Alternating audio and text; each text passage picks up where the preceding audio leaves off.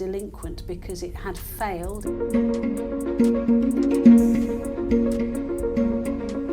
a bit. We'll see you upstairs. Hey, Harry. Oh, honey, if Harry and Meghan thought California's heat was getting too intense, they clearly forgot to check the forecast in New York. Because wow, the Big Apple just turned frostbite cold on them. And this time, it's not some little PR snub or a red carpet cold shoulder. Nope. This one's bigger, messier, and oh so much more humiliating. Their so-called New York redemption tour, boom, straight up exploded in their faces. Why?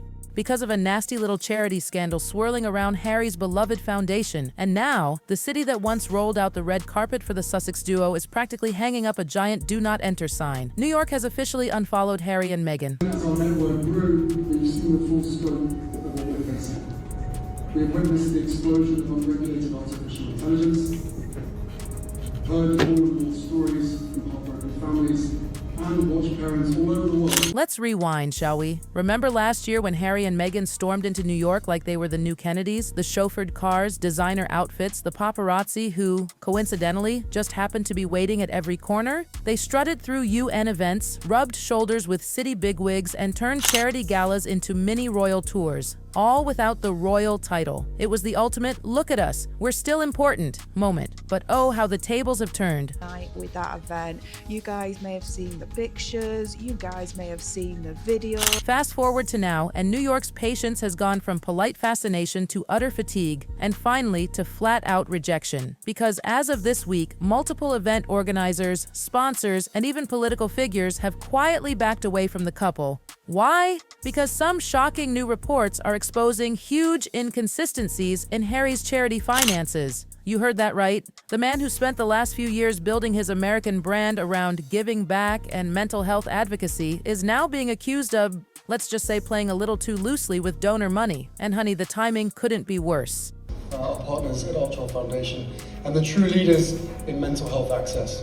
According to a bombshell report from a New York watchdog group, Harry's Archewell Foundation might have misused or misrepresented donations meant for veterans and mental health programs. The IRS filings are full of holes, missing receipts, fuzzy expenses, and some eyebrow-raising consulting fees that suspiciously tie back to firms linked to Meghan's Hollywood buddies. Maybe it's just an accounting mix-up, right? Well, that'd be easier to believe if this were the first time Archewell's transparency was in question. But no, people have been whispering for months about strange payments and unfulfilled promises. Some veterans groups are even saying they haven't seen a single cent from all those high-profile charity collaborations the Sussexes love to flaunt. One insider spilled to Page 6. There's smoke, and oh, there's definitely fire. People are realizing Archewell might be more of a PR engine than a charity. And darling, when New York turns on you, you know it's bad.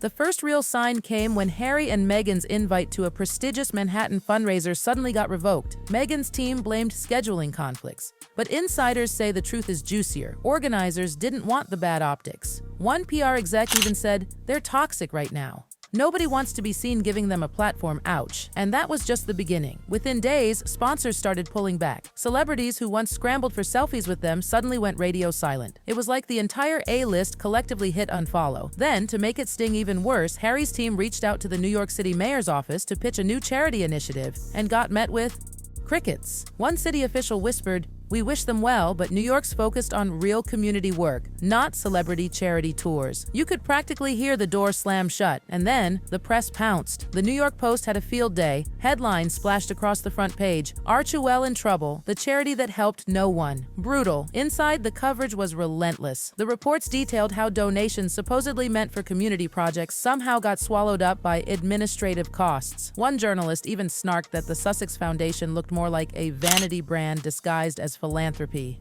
Cue Meghan's crisis team. The phones in Montecito must have been smoking with all those damage control calls. Within hours, a spokesperson tried to smooth it over, claiming everything was completely transparent and that Archewell was proud of its global impact. But let's be real, that line doesn't land anymore. It worked in 2020 maybe, but in 2025? Please. After years of hypocrisy, lawsuits, and endless PR theatrics, no one's buying the "we're just trying to do good" routine. And New Yorkers, they can sniff out a fake before you've even opened your mouth. Remember that fake car chase fiasco when Harry and Meghan claimed paparazzi nearly killed them after an event and the NYPD called them out for exaggerating? That was the moment they became a citywide punchline. But this new scandal? Oh, it's not funny anymore. It's reputation ending. Even major charity networks are quietly debating whether to cut ties with Archewell altogether. One partner told Vanity Fair, "There's a credibility issue. You can't preach transparency when your books look like a crossword puzzle."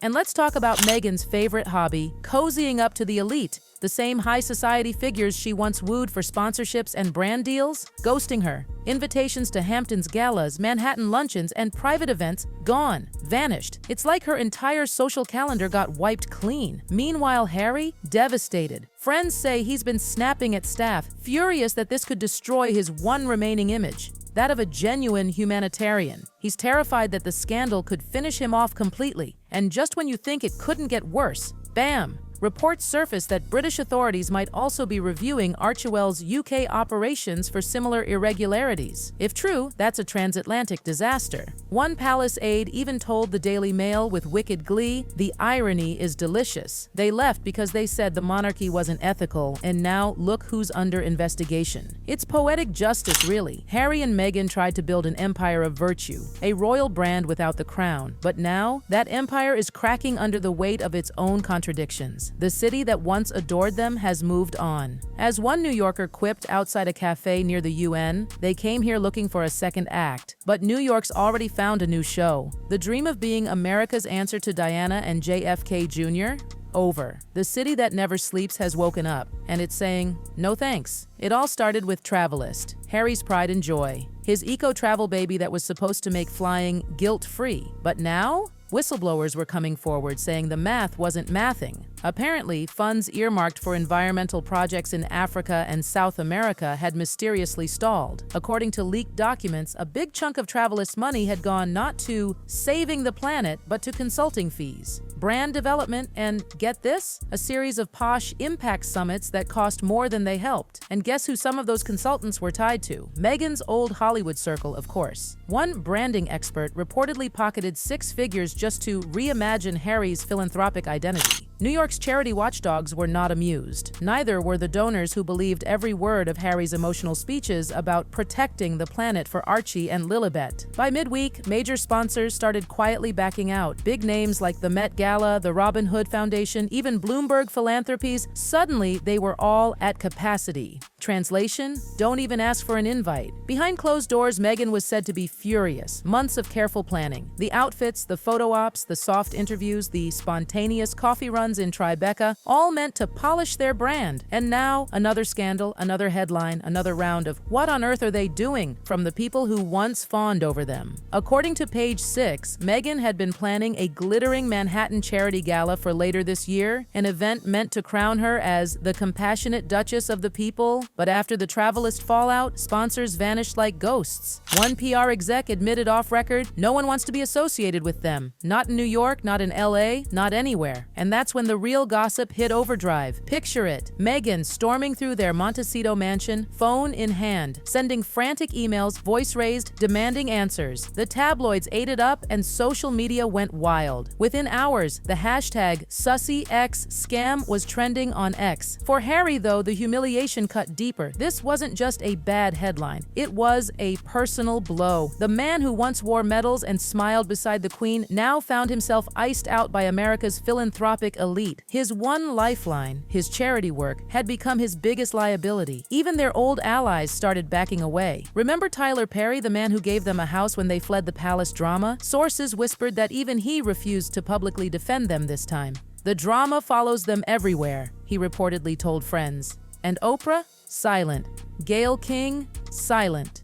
The silence was deafening. Meanwhile, British tabloids were having the time of their lives. The Daily Mail splashed side-by-side photos of Harry, one from 2019 at a charity ball looking royal and radiant, and another from LAX last week, exhausted and defeated. The caption, "From hero to headache." Even the Times of London got savage, running an editorial titled, "New York shuts its doors, the Sussex experiment has failed." But the scandal didn't stop there.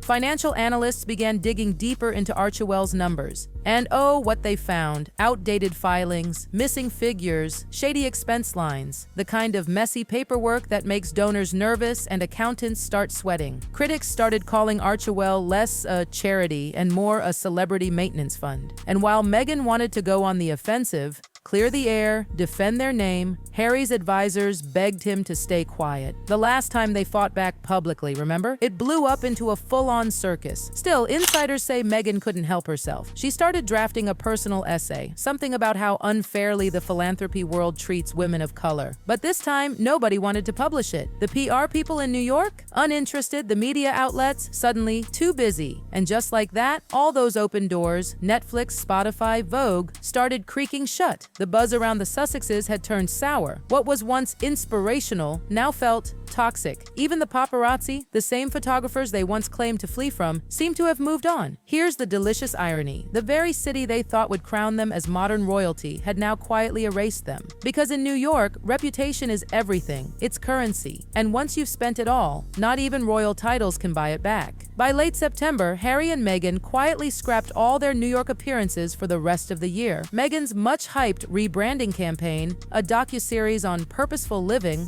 was quietly shelved. One studio insider told Variety, "No one wants to hand them another microphone right now." But if you think that stopped Meghan, think again. Behind the scenes, she was already plotting her next move, reaching out to influencers, wellness gurus, female CEOs, trying to build a new tribe from scratch. Her message was clear: if New York doesn't want me, I'll create my own kingdom.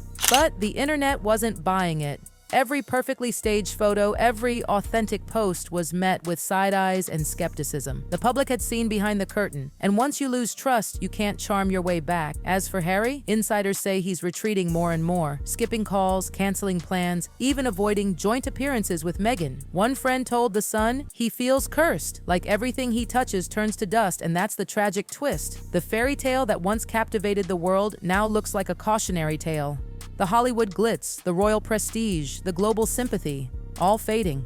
New York might have been the final straw, not just for their reputation, but for the illusion that America would always be their safe haven. Now, as the dust settles, one haunting question hangs in the air. What happens when the world's most talked about couple finally runs out of sympathy and second chances? Because this time, there's no palace to hide behind, no Oprah sit down to spin the story, no poor us narrative to reset the script. Just two ex-royals, stranded between fame and failure, watching as the city that once adored them closes its doors and bolts the lock. And somewhere in Manhattan, as another morning dawns and newspapers hit the stands, the headline is clear: New York to the Sussexes, we're done. The city that never sleeps, it's wide awake now, and it's had enough.